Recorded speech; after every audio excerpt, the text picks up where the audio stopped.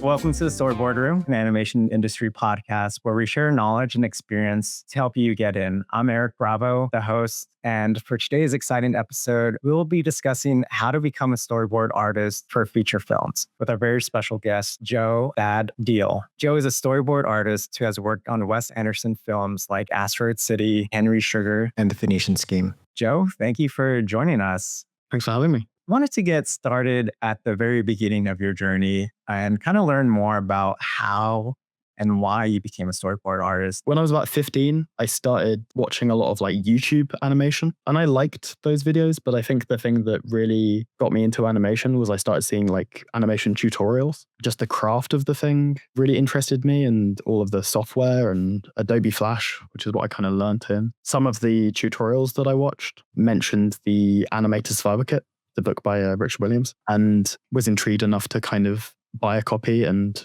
read that. And I kind of started animating quite a lot after school, just doing animation tests. And I never really finished anything, but I kind of just would do bouncing balls and kind of takes and make little 10-second animations about my friends. And then when I got a little bit older, when I finished high school, in the UK, there's a thing where you can do an art foundation, which is a kind of in-between year of schooling between high school and university, and the government pays for it. And so you basically get a year of university for free. It's a year where you kind of do sculpture and you do fashion and you kind of learn all of these different artistic disciplines. And then you eventually specialize, and I kind of specialize in film and animation. I found out about storyboarding that year, and I had storyboarded things before, but I think that was the year where I kind of started looking into it and seeing all of the American, at the time, TV storyboard artists.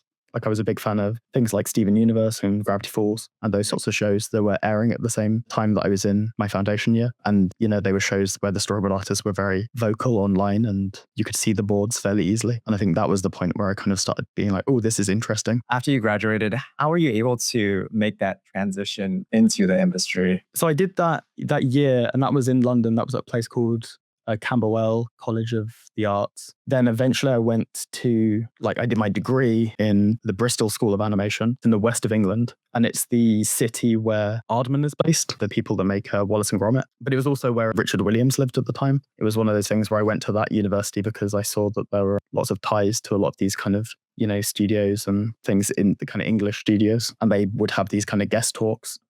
Basically in my first year of university, I met Jay Clark, who's the head of story on the Wes Anderson films. Jay's worked with Wes since the Grand Budapest Hotel, and then he was the only storyboard artist on Isle of Dogs and French Dispatch, where he storyboarded them completely on his own, which is unheard of.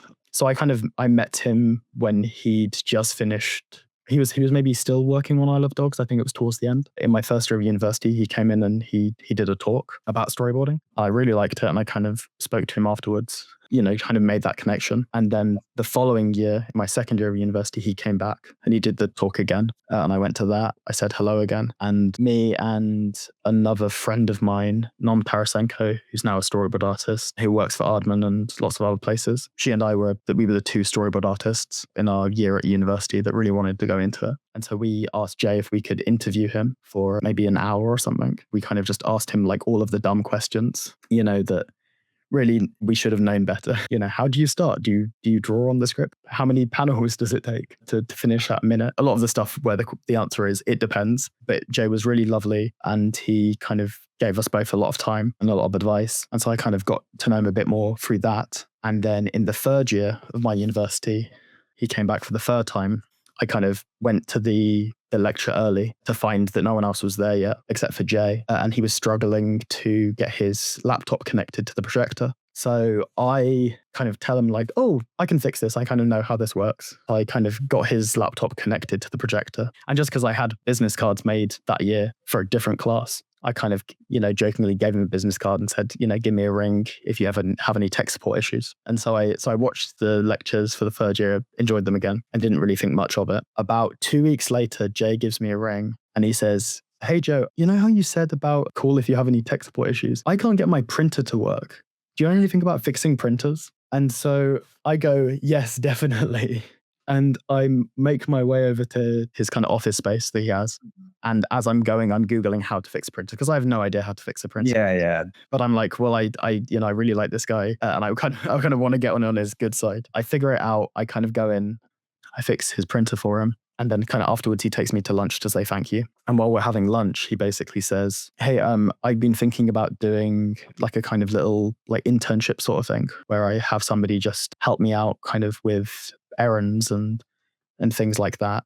Would that be something that you're interested in?" And I say, yes, of course. So basically for 6 months, I was like a bit of an assistant for him.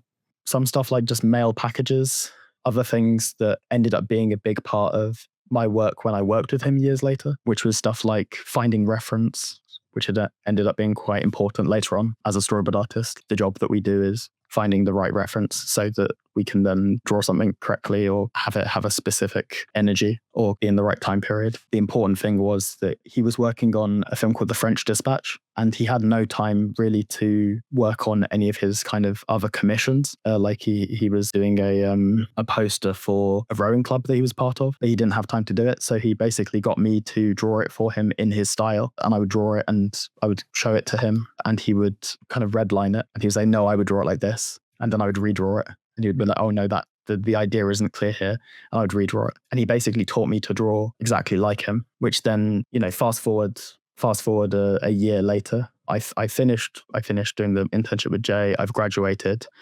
I've been looking for work. I've been applying for things, having a lot of tests, getting very close, having some really promising interviews, but not quite getting it. And, and I haven't been able to find work. And I get a phone call from Jay again. And I think it was the thing of, I was about to move back home to my parents' house. I'd kind of run out of money. And I get this phone call from Jay, and he basically says, "Hey, Joe, I'm starting a film with Wes on Monday. Are you free?" And I'm like, "Yes, I'm free. I think I can make that work." And it basically turned out that Wes really likes the animatics to look like they were all drawn by one single person. I mean, this is why Jay had done 2 films by himself, because Wes really likes the animatics to feel all very similar in style, and like there's a single kind of vision running through it. And so Jay, wanted somebody else to kind of help with the workload. I mean, it's a massive workload to do with 2 people. It was an enormous workload to do with 1 person. I guess he realized like, oh, there's this kid that I've trained to draw exactly like me, so I can have him help out. And he knew that I could storyboard. While I was doing my internship with him, I would show him like the storyboards that I was working on. And so I guess there was that thing of, he kind of knew my work was good and he knew that I could draw like him. And so, that's how I got my job on Asteroid City. Wow, that's such an amazing story. And I took a couple things from your story. That number one, it's always good to be early. There's a saying, early is on time is late, and late is unheard of. And then always saying yes to something, even though you don't know how to do it, like fixing the printer. The fact that you were just like, yeah, I could do this, and took the opportunity and ran with it, led you to a career, which is really amazing. I guess your career and everyone's career is different. No one person has the same path to becoming a storyboard artist, but some things do remain the same. I guess for the audience who want to get into boarding, can you walk us through your typical storyboard process from receiving your assignment to completion, and what could someone expect? Yeah, sure. I feel like it depends on the project. I primarily have done feature stuff for Wes, but then at the moment I'm working on an ad with a different director. I mean, I've done a couple of ads, and I've done a few kind of like series. And so oftentimes I think the pipeline and the way that the director or the kind of producers like to work, what the deadlines are, what they're going to give you beforehand. You might come into a project and you have a really tight script that isn't going to change much, or you might have a load of reference that a director's pre-prepared or a producer's pre-prepared. And then you might come into a storyboard and there's, nothing, there's been no thumbnails. The script is kind of there, but it's more of an outline, and it might be changed and rewritten as you're storyboarding. I mean, the thing that's in common is usually you have some sort of script. And so usually what I'll do is I'll read it a bunch of times, figure out what the general arc of the story is in a scene, like how a character is changing. And I'll start just doing some kind of little exploratory sketches, some thumbnails. I tend to do those on paper. either on a printout of the script or just in a sketchbook. And usually I'm just playing with composition and playing with shape to see the most graphic images that I can get that really express the emotions that the story needs to convey to get the kind of emotional beats across. And so I usually do thumbnails. And then when I've got those thumbnails, I'll start working digitally, usually in Photoshop, but sometimes in Storyboard Pro because I've mostly done feature. And I'll start doing rough pass of that and I'll get it completed. And I'll send that either to my head of story or maybe the director if it's a smaller team and get notes on that. And then I'll probably clean it up, do some revisions, and then pitch it to the director, either email or a Zoom call, and then it gets into the process of revisions. And you mentioned like when you first received your assignment and the script, you're looking for the character arcs and the story arcs. How do you develop that skill? How does one learn how to identify that? And are there like specific skills that aspiring storyboard artists should focus on developing? Yeah, the thing that's lovely about storyboarding, but also that's really overwhelming about storyboarding is there are just the infinite amount of skills that are useful. I kind of came to it a lot through reading a lot of books. In terms of structure, a lot of that was learnt from things like Robert McKee's Story. Into the Woods is quite good. The best book about storyboarding that's ever been written is actually an editing book called In the Blink of an Eye.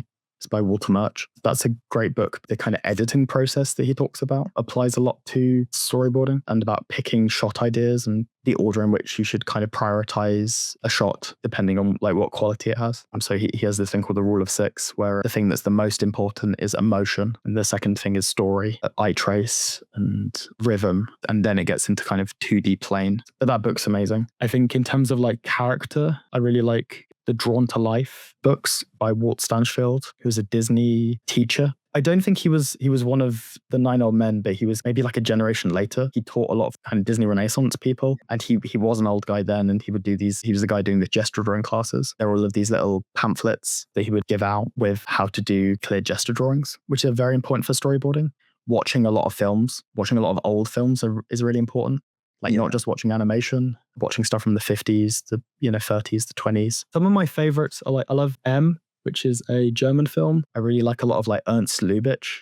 I think it's the thing that I would actually recommend as opposed to kind of doing a kind of prescriptive sort of thing, because I think obviously everybody's tastes are going to be different. You might not respond to in the same way, or anybody watching this might not respond to. The thing that I found really helpful was if you have a favorite director, usually they'll have influences, and their influences will be films that they saw when they were a kid, or it'll be a generation before them or 2 generations before them. And I'd say start with who your favorite directors are and say, oh, okay, well, this person is taking from these people. And then watch a couple of those films and see which of those directors you like. You might watch a modern film and then go, oh, they really like films from the 70s, and you watch a bit of Spielberg. Spielberg might talk about Kurosawa, and then you watch a load of Kurosawa, and then Kurosawa might talk about John Ford, and so you watch a load of John Ford.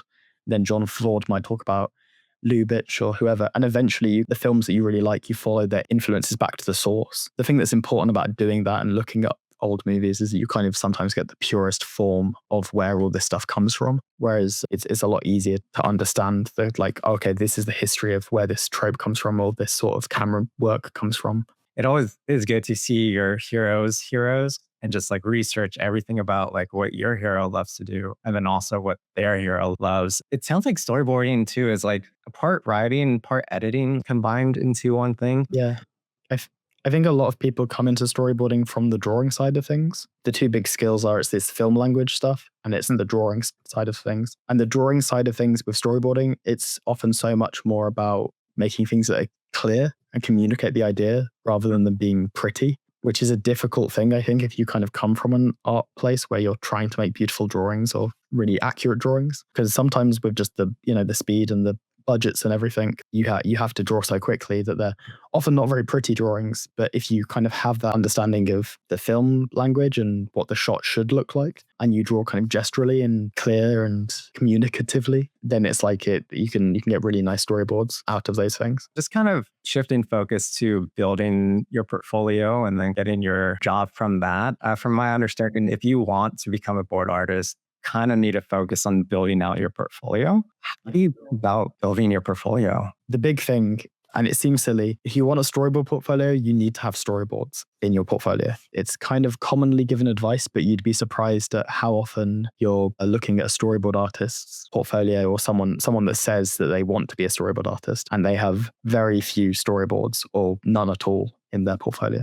And they've got drawings and they're like, oh, see, I can draw. That means I can be a storyboard artist. And, as I was just saying, it's like actually oftentimes if you can just do pretty drawings, that's not enough. Or if anything, it might actually indicate that you'll just take really long to get a single image done. And you have to, sometimes be producing dozens or hundreds of drawings a day. I mean, the main thing is it's like have storyboards in your portfolio. Recruiters often like storyboards that you can click through using like Google Slides or something or Speaker Deck and like SlideShare and those sorts of websites. But anything where you can kind of embed it in your site and you can click through so that the recruiter or the director that's looking at your work can tap through at their own speed and they can see how it cuts. Animatics, like a video, like time storyboards, are okay sometimes, but a lot of the time they want to click through stuff quickly. Professionals will be so used to professional animatic editors that if you cut your own storyboards, it's going to look amateurish just because you're not a professional editor. And even though you're not being hired for that, it might reflect badly on you if you cut it into an animatic rather than just kind of have it be a clickable sequence. That's the big thing. The other thing that I think it's really important to have is some life drawing or gesture drawing in your portfolio just to show kind of how you respond to real life and to observational drawing, like how you approach drawing. I personally am a big fan of a cafe drawing where I'll go and sit in a cafe for an hour or two and I'll sketch people as they walk past, somewhere in between 10 seconds of drawing and maybe 2 minutes of drawing. Quick drawings, gesture drawings that are trying to communicate who this person that just passed me. And so I have to kind of commit it to memory and then do a drawing really quickly that captures their energy. And that's very good practice. And so I have a lot of that sort of thing in my portfolio. The other stuff that I think people like to see sometimes is comics has a lot of overlap. So if you've done a little bit of comics work, people can sometimes like to see that because it's still sequential storytelling. People sometimes like to see kind of more broad sketchbook drawings of environments, because obviously if you're a storyboard artist, you need to really be able to draw backgrounds as well as people. You can't just draw grids, unfortunately. You need to kind of learn perspective. That's a big thing that you really need to know how to do. And say if someone is interested in doing film as opposed to like TV animation, do you have to tailor your portfolio specifically, or is it just like your best work? Depending on whether you're doing feature animation or live action animation or advertising or TV, it's all going to be kind of different. Advertising tends to be the kind of cleanest sort of boards. Like they'll be very rendered. You'll tend not to have to do too many poses. They'll just be kind of more like beat boards where you might have 1 or 2 drawings a shot. But because it's only 15 seconds to a minute for the entire project and the budgets are usually quite high, they'll usually be very rendered and they'll be very kind of, you'll have a lot of tone. Sometimes they'll be in full color. They usually won't be too gestural. They'll usually be kind of fairly illustrative. Live action films tend to be similar sort of thing to advertising boards, maybe a bit looser, a bit more kind of comic book style. Wes is a bit different because he started storyboarding while doing his stop motion films. He boards his live action films like they're animated. I primarily work in either animation or in live action with directors that want their storyboards to look like animation and have a lot of animated elements in the live action films. So we board them a bit closer to what a feature animated film would look like. Feature animation tends to be a bit rougher, but maybe more cinematic. Live action, animated TV tends to be a bit tighter, maybe a bit less cinematic. But it's one of those things where it depends so much that really the advice that I would give is if you have a dream job, if you have a show, you're like, oh, I wish I'd worked on that show, or I wish I'd worked on this show, or this film, or for this studio, or for this director. I would just do as much research as I can, looking at the way that their work has been done and what it looks like. And I would try and tailor my boards to look as much like that as possible and try and emulate the stuff you want to do, because there's not really going to be a way to have a portfolio that tailors to everything. You kind of have to be specific about what it is you want to do and what you'd have the most fun doing. When you're applying to jobs, is it kind of like a regular job where you just find storyboard artist position online and you apply, or do you need representation like an agent or manager? I've never had any representation. And also I've never gotten work by applying to a job. The only time I'd really consistently apply to things was back when after I graduated, and I would get kind of quite close and I would get tests and things, but I never got any work that way. I mean, I know lots of people who have got work that way, but I found that at least for me, the most success I've had has been through networking, building relationships slowly, and not with the idea of, oh, I'm going to get a job. Because people can tell when you're just using them because you want a job opportunity. And it's not a good way to live, really. The way I've gotten most jobs has been through making friends in the industry, going to events like ANSI in France and kind of meeting people there. Whenever I've been in cities that have a large animation population, like when I've been in LA, there was a period where I was out in LA for a couple of months. At the time, it was Twitter mutuals. Nowadays, it's more Instagram. I reached out and I said, hey, I'm in town. Would you want to grab brunch? A lot of those relationships from festivals or from just meeting people and hanging out. Occasionally, someone says, oh, Joe, I was thinking about you. I heard about this project. And they either send my details over to a director, or the director I'm currently working with I had mutual friends with, and we kind of kept on talking over the internet in maybe 4 years or something. And then I recently ran into him at ANSI 2 months ago. He said, oh, we need to work together. And I said, yeah. And then a project like a month later came by that he was like, oh, you'd be a perfect fit for this. It really does pay dividends just to make friends and have a wide circle. But the thing that I would say that's really important about that is that you also have to be the sort of person that wants to give your friends jobs. And when you find out about something that you think, oh, I wouldn't be a good fit for this, but my friend would be an amazing fit for this, or like, oh, this might be like action adventure TV show, which isn't really what my main specialism is, but I know the person that would be perfect for this, and then you put their name forward. That's a really nice way to get work. It's a really nice way when other people get work because you've recommended them. Not only does it feel productive and it feels beneficial career-wise, but it also just feels good. And it's a less depressing way to exist than in this kind of like looking at job postings and applying to stuff. And I still apply to stuff when things come up, but I find that a lot of the time, the jobs that have been posted tend to get filled pretty quickly by people that work there already know, because those people are, really have somebody backing them, and it's really difficult to break in. Usually the job postings, from my experience, they're already filled by a coworker's friend of a friend. Like you're saying, networking is such a huge, important thing, especially in this industry. And it's always to not only network up, but also network out. I think that's super important. That's something I'm learning too. It's insane what will happen if you meet kind of interesting, cool people. At a certain point, you go, wow, I'm like friends with all these people in all of these major studios and who do all these cool things all around the world.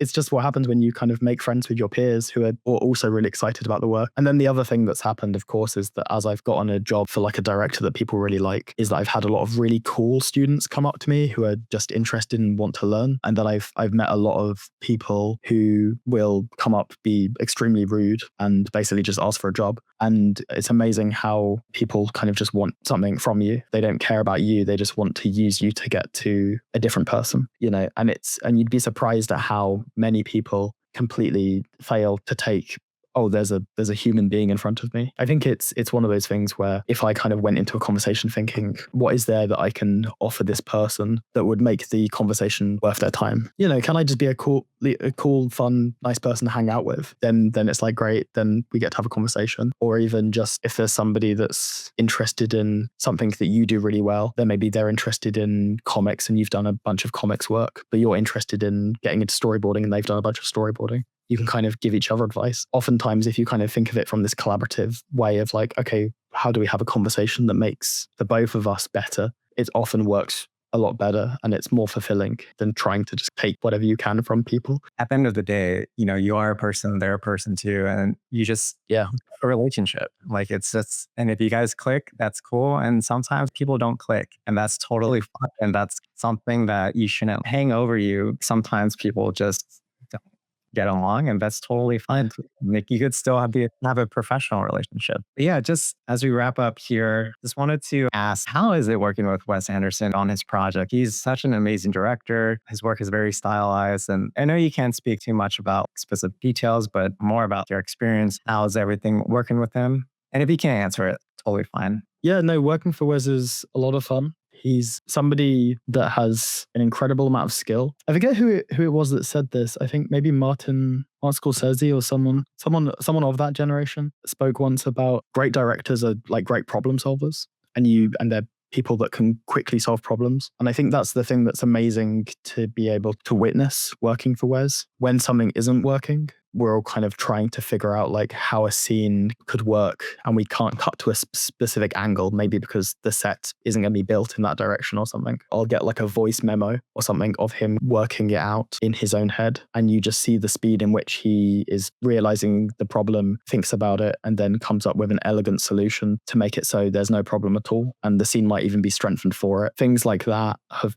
been really great to kind of watch, working with him and working with Jay Clark, the lead storyboard artist, because he also has a bunch of experience. We're a very small team on the Wes films, so it's usually over email. The kind of animatic department is Wes emailing us, and then it's Jay Clark, the head of storyboards, and then me, who's like the kind of secondary storyboard artist. And then it's Eddie Bursch, who's an amazing animatic editor. Working with the three of them is always amazing. They're all very good at their jobs. We work very long weeks. We work 6-day weeks, and we work primarily kind of through email. And we're maybe a video chat here and there. Mostly it's the thing where Wes will send us a script and Jay and I will kind of collaborate. We'll talk a lot about how we want to get started on a scene, how we're going to work on it, figure out how we're going to stitch it together, and then we'll get a pass ready, and then we'll send it to Wes, and then he'll feedback, and then we'll kind of do revisions. And then when Wes is happy with it, it'll go to the animatic,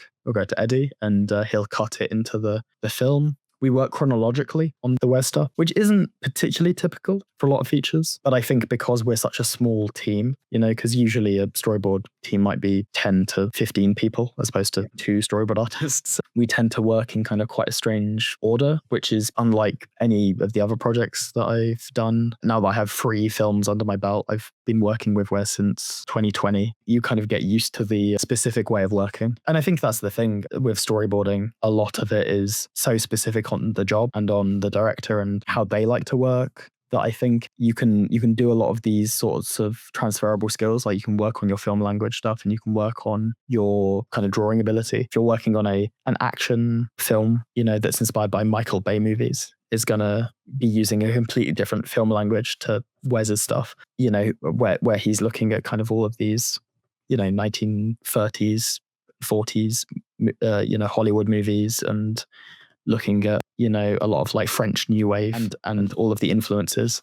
Plus any new film, he's going to, have a whole bunch of films. He's like, oh, watch this, and this will help explain this scene, and this will help explain this scene. Yeah, I mean, I think it's so dependent on the project that you get on. So I think it's worth like learning all of the, trying to learn as much as you can, have a good understanding of film and have a good understanding of drawing and storyboarding, so that when you get onto a project, you can then say, okay, cool, I understand a little bit about this, but let me keep on learning and let me learn a bunch about this era of film or this way of drawing quickly. And you'll learn a lot from the other people on the team, because you will often, especially when you start, you're going to be the most junior person and you're going to feel like the least in the room, which is true. And it's a terrifying place to be, but it's also a brilliant place to be, because that's the best place to learn, is when you're the stupidest person in the room, which I definitely feel like in the Wes rooms with Wes and with Jay and with Eddie, who all just have so much experience, and it's been an absolute joy learning from them. That's really amazing to hear about your experience with Wes and